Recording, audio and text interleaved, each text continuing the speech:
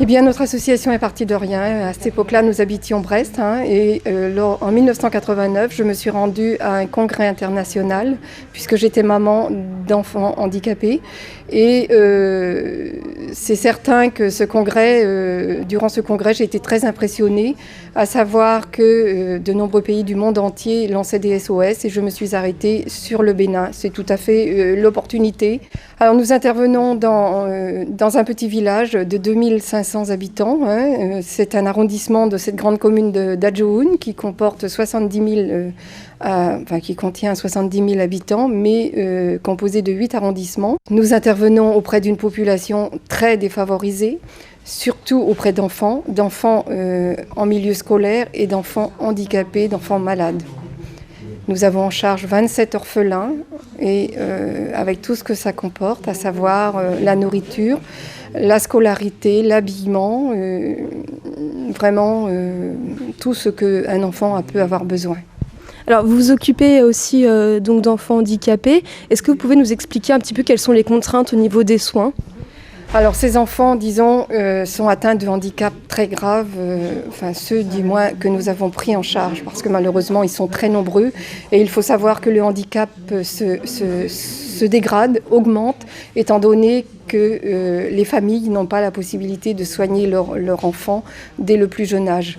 Ce qui fait qu'à l'heure d'aujourd'hui, nous sommes à la veille d'une grosse opération osseuse d'une petite fille de 14 ans. Et nous en avons opéré déjà 3 dans la même situation qui ne marcherait plus si ABSL n'était pas intervenu. Alors cette exposition, bien sûr, n'est pas réalisée que pour ramasser des fonds, c'est aussi un but éducatif. Ah oui, puisque nous avons non seulement mis l'eau potable dans ce petit village au sein de tous les quartiers, mais nous avons également construit une école. Nous avons terminé cette année une cantine scolaire. Et donc tous ces enfants dits normaux ont besoin d'un soutien aussi au sein de l'école, ce qui fait que l'on apporte un petit budget.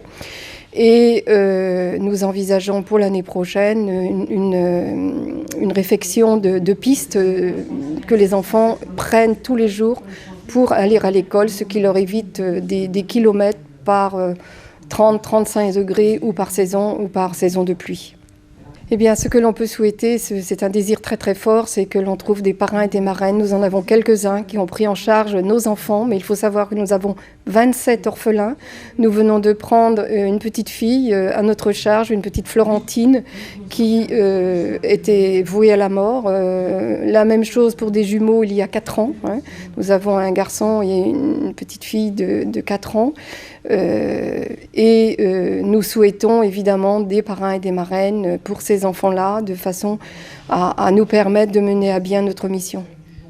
Eh bien, ce parrainage est très simple. Disons que lorsque le parrain ou la marraine s'engage, nous leur demandons 15 € par mois, mais il faut savoir que nous ne sommes pas figés sur un montant.